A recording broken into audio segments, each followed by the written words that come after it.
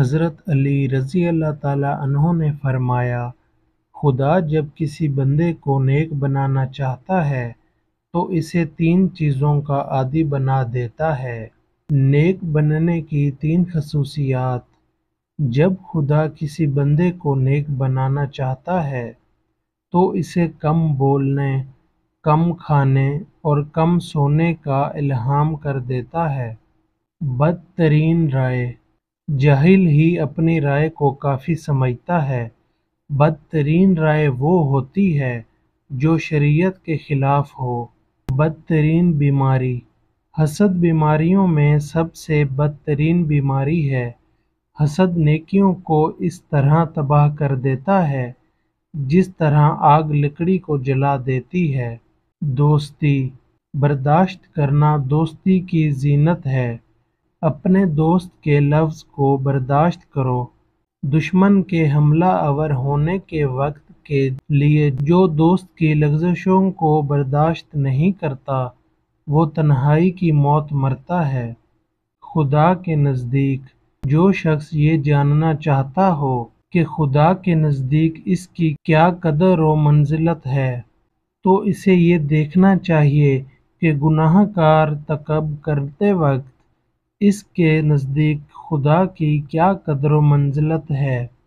اگر توکل سیکھنا ہے تو پرندوں سے سیکھو کہ جب وہ شام کو واپس گھر جاتے ہیں تو ان کی چونچ میں کل کے لیے کوئی دانہ نہیں ہوتا۔ تمہارا ایک رب ہے پھر بھی تم اسے یاد نہیں کرتے، لیکن اس کے کتنے بندے ہیں پھر بھی تم کو نہیں بھولتا۔ بھائیوں کے حقوق ضائع کرنے سے اللہ تعالیٰ اپنی رحمت کے دروازے بند کر دیتا ہے، اور برائی کرنے والے کے ساتھ بھلائی کرنا ایمان کا کامل ہونے کی علامت ہے۔ اگر کوئی آپ کی فکر کرتا ہے تو اس کی قدر کرو، کیونکہ دنیا میں تماشائی زیادہ اور فکر کرنے والے بہت کم ہوتے ہیں۔ لوگوں کے عیب تلاش نہ کریں، ورنہ جو لوگوں کے عیبوں کو کریدنا چاہتا ہے اسے چاہیے کہ اس کی ابتدا خود اپنی ذات سے کرے۔ جو شخص موت کا منتظر ہے تیزی کے ساتھ نیکیوں کی طرف دوڑتا ہے۔ کسی کی مدد کرتے وقت اس کے چہرے کی جانب مت دیکھو، ہو سکتا ہے اس کی شرمندہ آنکھیں تمہارے دل میں غرور کا بیج بو دیں۔ اگر تم پانی میں ڈوب رہے ہو اور تمہیں یاد آ جائے کہ وقت نماز ہے تو نماز کی نیت کر لو۔ کسی انسان کو دکھ دینا اتنا آسان ہے جتنا سمندر میں پتھر پھینکنا، مگر یہ کوئی نہیں جانتا کہ وہ پتھر کتنی گہرائی میں گیا ہے۔ اگر کوئی تم کو صرف اپنی ضرورت کے وقت یاد کرتا ہے تو پریشان مت ہونا، بلکہ فخر کرنا کہ اس کو اندھیروں میں روشنی کی ضرورت ہے اور وہ تم ہو۔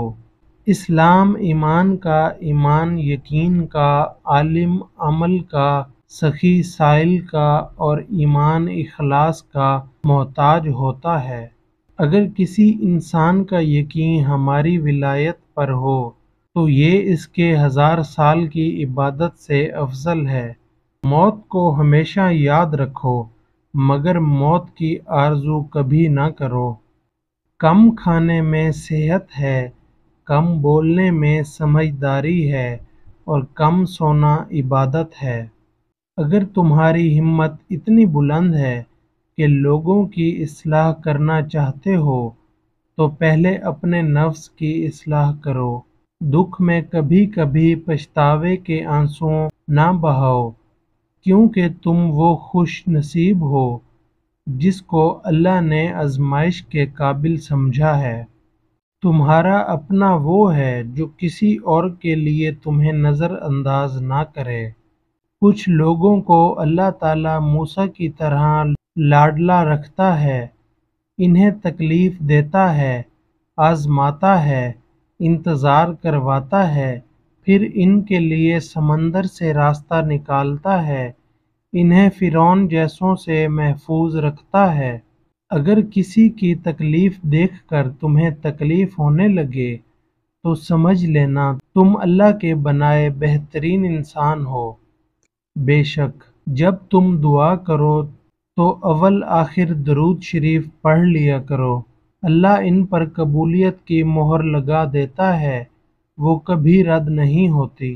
خاموشی اپنا لو مگر کسی سے شکوہ نہ کرو، جب عزت نہ ملے تو کنارہ کر لو، ضروری نہیں کہ محبت ہو تو ہر وقت باتیں ہوں، خود کو کسی کی امانت سمجھ کر ہر لمحے وفادار رہنا بھی محبت ہے۔ زندگی جب بھی رلائے تو سمجھ لینا گناہ معاف ہو گئے ہیں، اور زندگی جب بھی ہنسائے تو سمجھ لینا دعا قبول ہو گئی ہے۔